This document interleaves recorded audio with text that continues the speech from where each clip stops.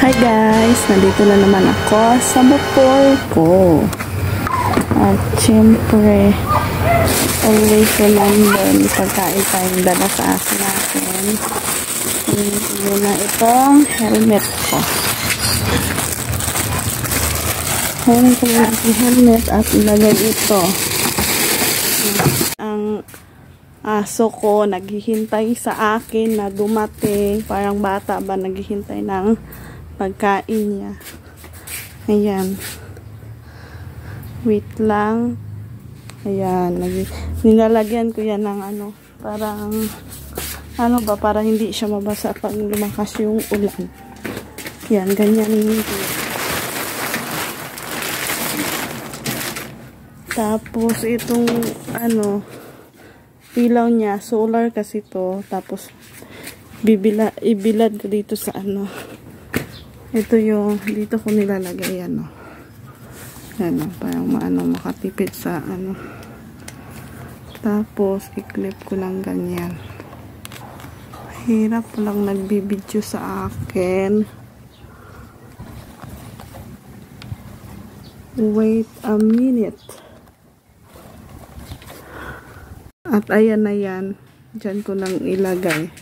Dati sa bahay namin to kasi nakakalimutan ko talaga i-charge dun sa bahay namin. Solar lang pala to. Yan. Tapos ito yung parang panel niya. Ilagay ko sa babaw ng Nakakalimutan ko kasi lagi na dalhin. Kaya sabi ko dalhin ko na lang dito.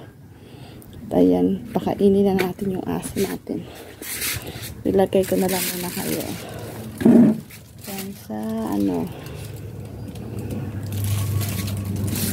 wala kasi akong eto na. Ito yung ulam ng aso ko. Hotdog at saka kanin. Binibigyan ko kasi ito ng pagkain araw-araw. At alam nyo guys, gusto ko mag-Bisaya sa salita namin. Wow! Ginabigyan ko siya ng pagkain agahon, lunch at gabi. Idadayet ko sana to kaso naawa naman ako sa aso kong ito. Nakakaawa kasi yung itsura, tingnan nyo. Yan, nakakaawa yung mukha. Yan, bibigyan na natin ng pagkain yung aso natin. Pakita ko sa inyo. Kahit buksan ko yan, sinabi kong wag lumabas, hindi talaga yan lalabas. Tingnan nyo.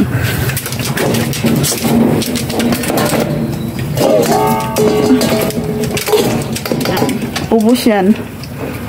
Ubus yan. Kainin niya talaga yan.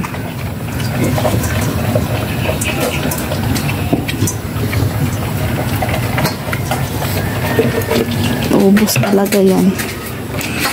Pakainin ko yan. Hindi mo talaga matitiis na hindi pakainin yung aso mo.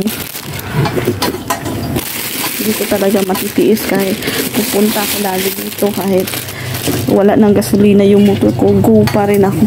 Hindi ko talaga matitiis yung aso. Parang anak na kasi turing ko nito. At habang dito ako ay lilinisan ko muna yung motor ko dito.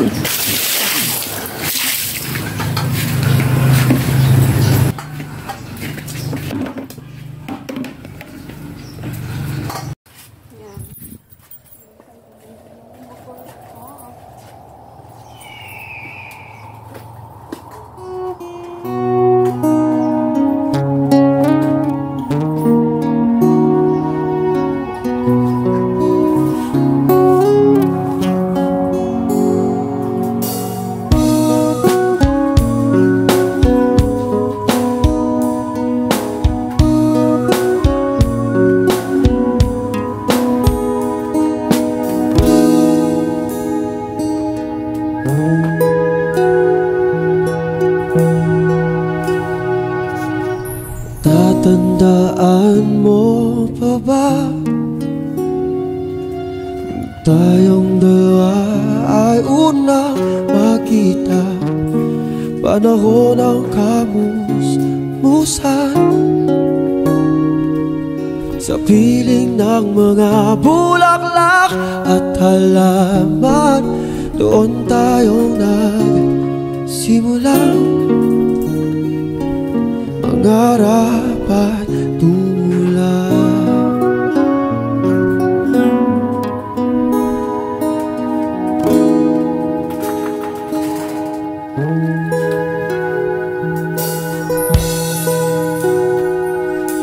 Natatandaan mo pa ba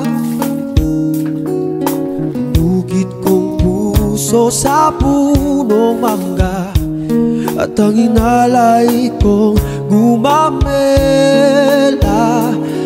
magkahawak kamay sa dalampasigan, malayang tulad ng mga ibon ang gunita ng ating ko dati update ko sa inyo. Yan. Pero yung mga kamatis ko, namatay sila, napabayaan ko kasi wala na kasi akong oras na pumunta dito kasi busy naman kasi ako. Ayun na, pero madami pa naman yan,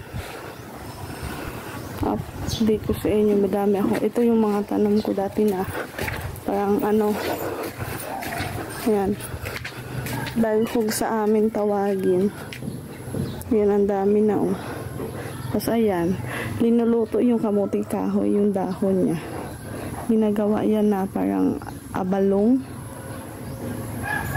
Niluluto yan, ayan ang dami na. Tapos ito, kangkong to, ayan madaming damo. Wala na kasi akong time na So guys, sino ba hindi maaawa sa asong yan? Ayan yung mukha, nakakaawa. Hindi mo bigyan niya ng pagkain. Nakakaawa. Ang laki na siya. Binigay sa akin yan, ang liit-liit pa lang. Sino ba hindi maawa sa batang yan? Ayan, dumidela pa. At parang tao yan talaga.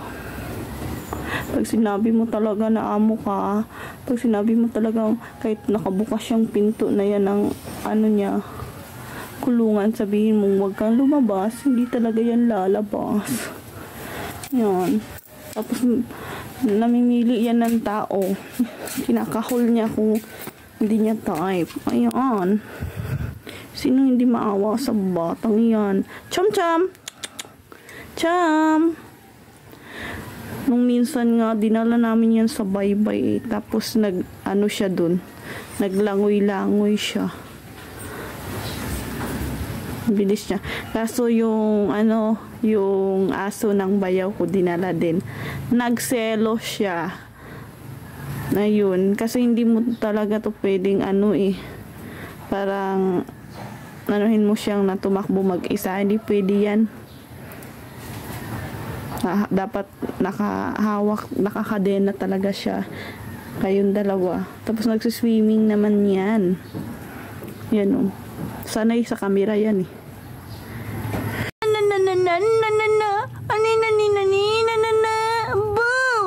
tignan mo yung mukha.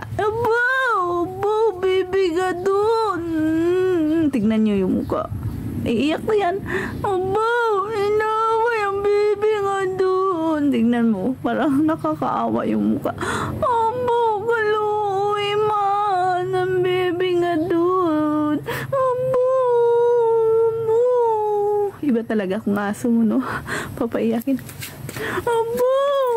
Luloy man ang baby na doon. Luloy man ang baby. Amo na doon. Ang baby na doon mama. Tiyara.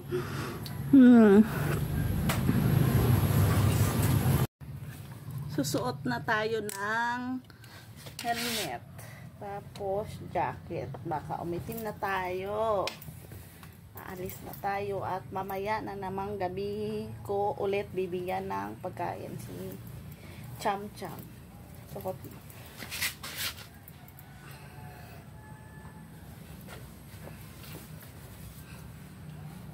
Yan.